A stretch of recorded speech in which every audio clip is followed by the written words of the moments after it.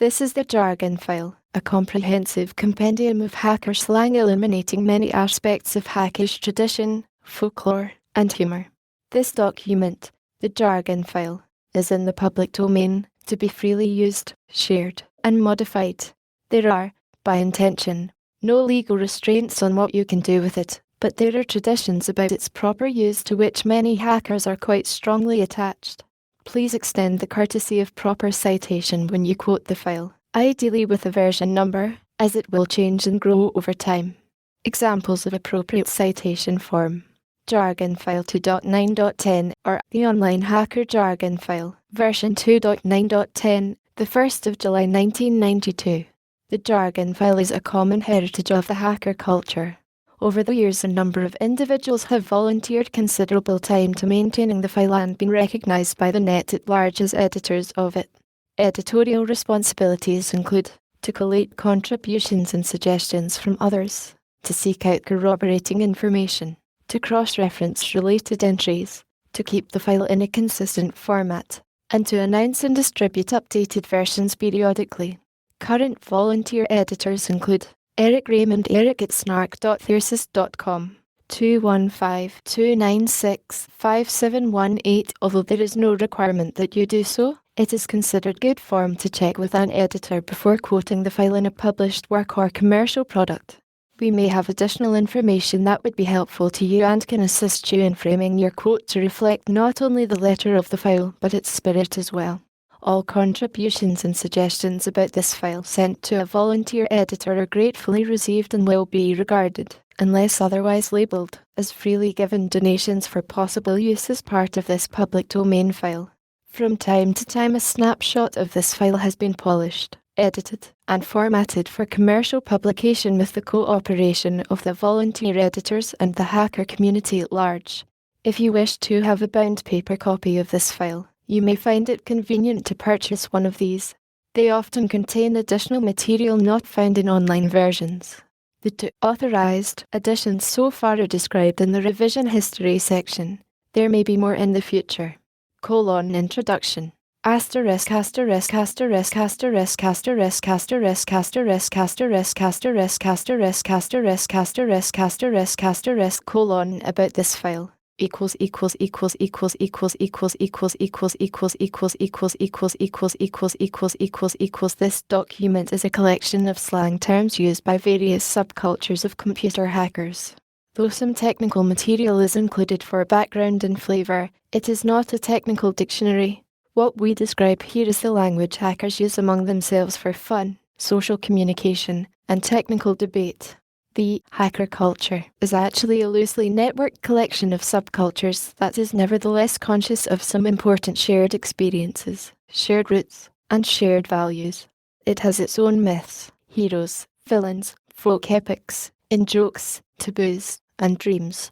Because hackers as a group are particularly creative people who define themselves partly by rejection of normal values and working habits, it has unusually rich and conscious traditions for an intentional culture less than 35 years old.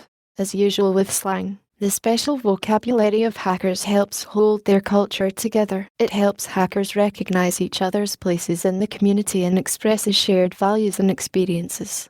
Also as usual, asterisk not asterisk knowing the slang, or using it inappropriately, defines one as an outsider, a mundane, or, worst of all in hackish vocabulary, possibly even a soot. All human cultures use slang in this threefold way, as a tool of communication, and of inclusion, and of exclusion. Among hackers, though, slang has a subtler aspect, paralleled perhaps in the slang of jazz musicians and some kinds of fine artists, but hard to detect in most technical or scientific cultures. Parts of it are code for shared states of asterisk consciousness asterisk. There is a whole range of altered states and problem-solving mental stances basic to high-level hacking which don't fit into conventional linguistic reality any better than a Coltrane solo or one of Moritz Escher's Trompe-l'oeil compositions. Escher is a favorite of hackers, and hacker slang encodes these subtleties in many unobvious ways. As a simple example, take the distinction between a kludge and an elegant solution, and the differing connotations attached to each. The distinction is not only of engineering significance, It reaches right back into the nature of the generative processes in program design and asserts something important about two different kinds of relationship between the hacker and the hack. Hacker slang is unusually rich in implications of this kind, of overtones and undertones that illuminate the hackish psyche. But there is more. Hackers, as a rule, love wordplay and are very conscious and inventive in their use of language. These traits seem to be common in young children, but the conformity-enforcing machine we are pleased to call an educational system bludgeons them out of most of us before adolescence. Thus, linguistic invention in most subcultures of the modern West is a halting and largely unconscious process. Hackers, by contrast, regard slang formation and use as a game to be played for conscious pleasure. Their inventions thus display an almost unique combination of the near-to-ness enjoyment of language play with the discrimination of educated and powerful intelligence. Further, the electronic media which knit them together are fluid, hot connections, well adapted to both the dissemination of new slang and the ruthless culling of weak and superannuated specimens. The results of this process give us perhaps a uniquely intense and accelerated view of linguistic evolution in action. Hackish slang also challenges some common linguistic and anthropological assumptions. For example, it has recently become fashionable to speak of low context versus high context communication, and to classify cultures by the preferred context level of their languages and art forms. It is usually claimed that low context communication, characterized by precision, clarity, and completeness of self-contained utterances, is typical in cultures which value logic, objectivity, individualism, and competition. By contrast, high-context communication, elliptical, emotive, nuance-filled, multimodal, heavily coded, is associated with cultures which value subjectivity, consensus, cooperation, and tradition.